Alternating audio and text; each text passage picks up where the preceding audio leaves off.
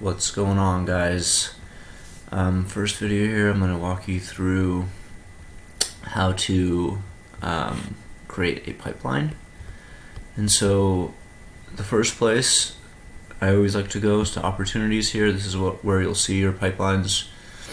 And then this is the one that we kind of made the other day, but just to show you guys the steps. Once you're in opportunities, then up here, pipelines, go ahead and click that. And then you can hit create a new pipeline. Name the pipeline.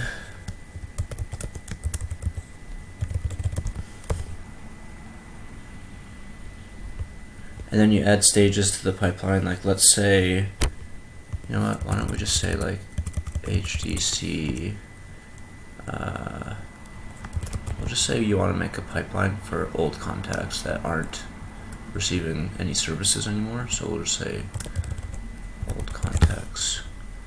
Stage 1, we'll say we'll put them in some kind of campaign. So we'll say that they're in they're very recently out, and we'll say they're in a 1 month, 1 month drip campaign. And then maybe you've got someone in like a 3-month drip campaign. Like, that means that every 3 months they'll get an email from you guys.